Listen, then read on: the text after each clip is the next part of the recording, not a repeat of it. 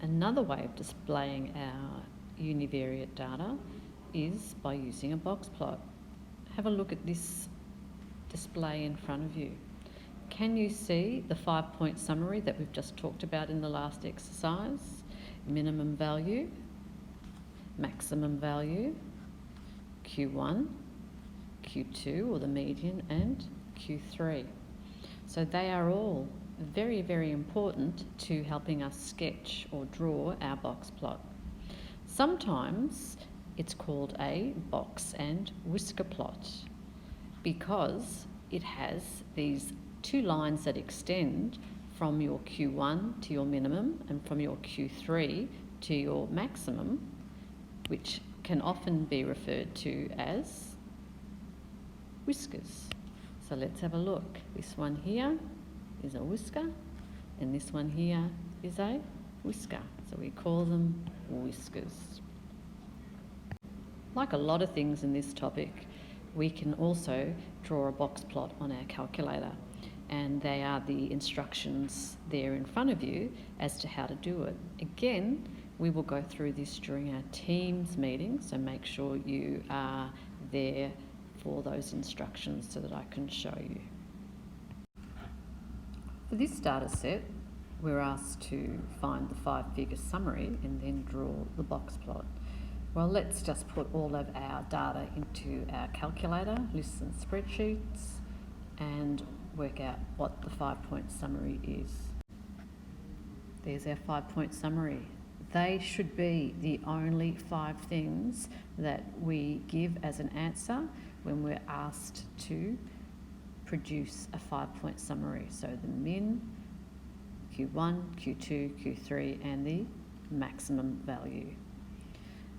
Okay, the next bit now is to draw our box plot. We can get that on our calculator like I've shown you before. Let's now transfer that across into a diagram. Like any graph, we need to have an axis. We need to label our axis if there is a label for it, and we need to give it a heading. Now in this case, this is just data. We weren't told anything about it, so we could, if we wanted to, put data up the top, but we just don't know what they are. Could they be marks? Could they be ages? So we can't really label, but we can do a scale. Now we know the smallest number there is 10 and the biggest number is 27, so we have to go from that one up to that one. What will we go up in? I think we could go up in 2s, that's not too big, so let's do that. Scaling done, the next thing that I would move on to is drawing the box of the box plot. And the box goes from the Q1 value right up to Q3. We are going from 12 right up to 21. Next step is to finish off the box by putting the median in the middle of the box. Now the median is at 16. So that's where I put my line. So Q2 is equal to 16. Notice how I'm labelling all these things. Because of my scale, sometimes it's hard to read things off. So I always make sure I put my 5-point summary on the box and the whole box plot. Last thing now is to put the whiskers in. Now the whisker goes from Q1 down to the smallest value, which is 10. And from the Q3 value right up to the maximum, which is 27. And there you have a box plot for that set of data, and you can see that we have got no outliers there. Remember, an outlier is something that doesn't fit into the main set of the data. Have a look at what a box plot looks like when we have an outlier. Now again, our calculator will draw a box plot or construct a box plot for us and show us the outliers as well. So let's now transfer that across onto a worded question. In this example, in this data set, we're asked to find the 5-figure summary, determine whether there are any outliers. Now they want us to show the working out there and then draw the box plot. So let's get on with that.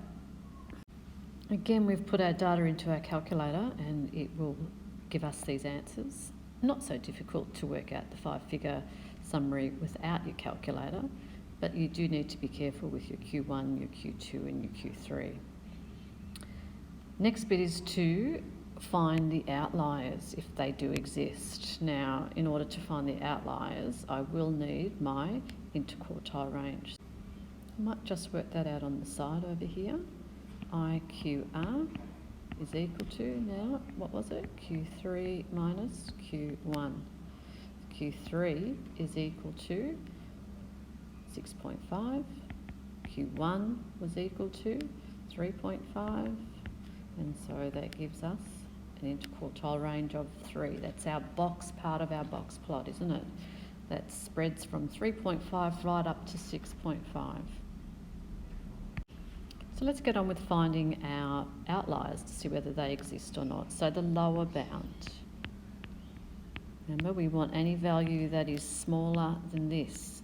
And the rule was Q1 minus 1.5 times the IQR.